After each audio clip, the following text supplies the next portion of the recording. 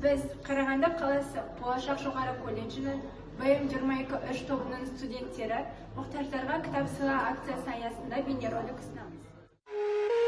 Кітап – бұл сөз әр адам баласына таныс. Кейбір жандар үшін баға жетпес оқу құралы болса, кейбір жандарға жұмбақ әлем болып қала бермек.